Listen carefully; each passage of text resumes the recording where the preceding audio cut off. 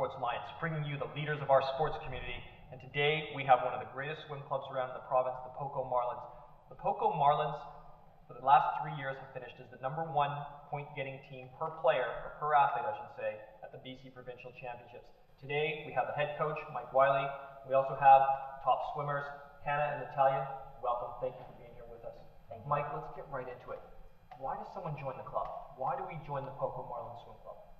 Well, I think a lot of people join swim club at first when they're young because they just want something more, and a lot of them have started in, say, swimming lessons or something, and then they kind of get hooked quite easily, and then next thing you know, you're 18, 19, 20 years old and still swimming.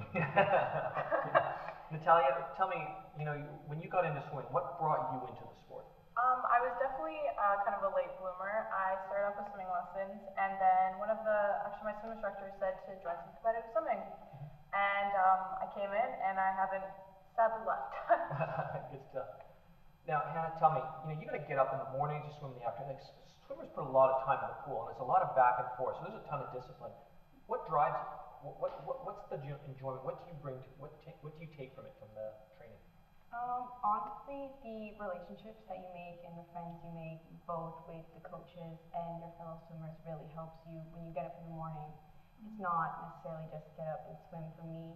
It's kind of the club aspect. You're swimming for your club. So you're saying, like, when you first arrive on site in the morning, there's this camaraderie that you see right in the morning, eh? Yeah, we're all friendly, and there's the Really? specific people. Yeah, At like 5 in the morning, there's 6 in the morning. I'm not a morning person, but everyone knows that, and so they actually make fun of me for it. So it's just kind of like he cracks jokes, plays music too loud. So you got the music going right when you arrive at the swim club in the morning. Oh, yeah. So Mike, you as a coach, you can be on the side with your flip flops and your Starbucks and all that. Absolutely. Really? Yeah. Well, but you guys have had so much success. When you really think of it, for the last 3 years, if you look at points per athlete, you finished #1 in the province as a club. Yep. In a relatively smaller catchment area compared to all the other areas around the province.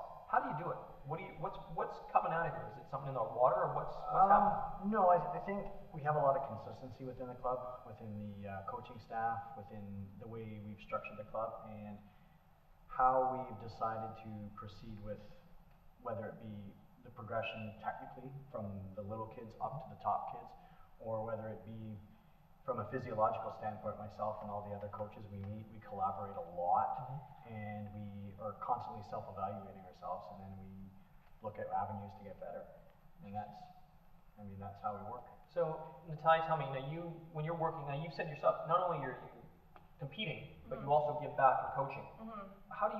Are you relaying that experience to the younger ones, or what are you doing to make it fun for the next generation, so that the next generations of Hannah and Natalias are swimmers? How do you do that? Well, it's a lot of balance. I think it's definitely very busy and hectic throughout the meet, especially when I'm coaching, then I got to race, and then I coach, and then I race, and I think it's the joy that I feel when I see my kids succeeding, especially the little ones. They're adorable, and I think I want to make sure that they stay in it just like I did, because I had those great coaches that I just wanted to be like them. Interesting. And I just want them to grow up and love it as much as I do. So Hannah, do you see it the same way? Is it really, if you're going to stick in swimming, is it really about the coach? Like, is it absolutely the coach's job to draw them in? Is that the key to this? Is that the key to success? Obviously, it takes a toll. The main goal is you want your kids to have fun. You want them to enjoy what they're doing. You don't want them to come to practice and dread coming to practice, because there's no point of doing something you don't want to do, per se. So, but there's music going, there's people high-fiving, everybody's loving it. If it's a great atmosphere with great people, great coaches, they're going to love it. That sounds like, now you guys have a big meet, that happens every year, and I've driven by it, and it looks like a lot of fun. There's music going, there's people cheering. Is that what it's all about? Is it all, like, all this hard work and training comes down to meet day? Is that where the real fun starts? Like, hey, it's meet day, let's go, let's race, let's go after it? Yeah, for sure. But also at the same time, I think what we do is we try to make the daily grind, that's the fun part too. And I know me as a kid, when I was swimming as an age group kid, I loved coming to practice because it was a time for me to work hard, but at the same time, like, be with my friends. And yes, the meet time is great because you get to kind of show off your skills and everything that you've worked to improve. But at the same time, it's that process that I think what we do is we really put an emphasis on the process. Really? And And that's what the culture that we've created is through the process, I believe. And that's the success of the program, why you guys continually turn out Absolutely. champions is because of that. Absolutely. Yeah, I think the best moments are just like before practice, fooling around the change rooms and Really? just kind of like hanging out together. Like it's not about really the race day. I mean, it is about the race at the end of the day, but the best moments are before practice and after. So if I'm bringing my little kids to the club and I want to be part of the swim club, what should they see? What should I expect as a parent right when I walk in? I walk my little guys in and they're looking and they're going, wow, okay, this is going to be my first day with the swim club, with a real swim club, not just swimming lessons. I'm now part of a club. What should I see?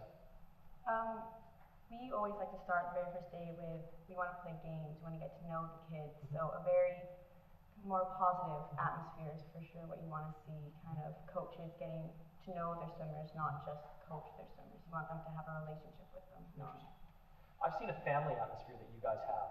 You know, I've had the privilege to meet other people in your club and your board of directors as well as your coaching staff, and I see this.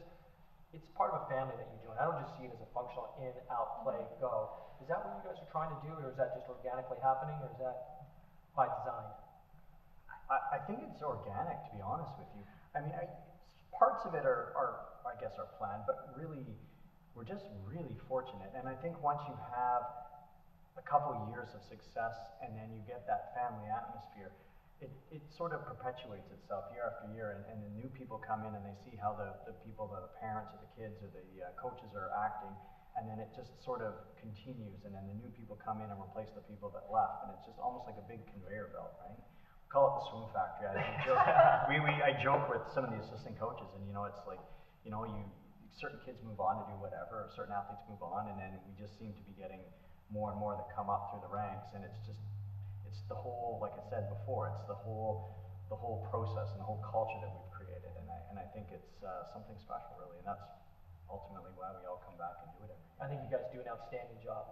Hannah, just wrapping it up here, I'm kind of going to wrap up from each of you. What are your goals for this year in the season?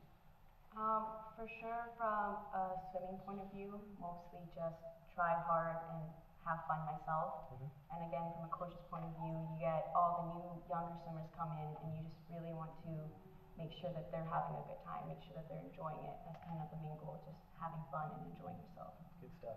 Ty?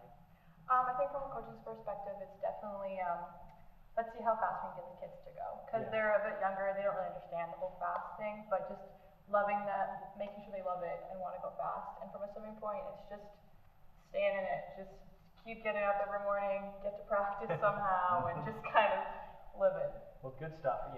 Congratulations on all the successes. Keep up the great work and keep bringing the trophies home to PoCo Quitman here. Thanks for being part of it and for being in this community. Thanks very much. Thank you. Awesome. This is Ryan Clark from the PoCo Quitman Sports Alliance here with the PoCo Marlins. Enjoy it. Go to PoCoMarlins.com. We'll see you back here on TriCities TV. This community program would not be possible without the financial support of our corporate sponsors and community members.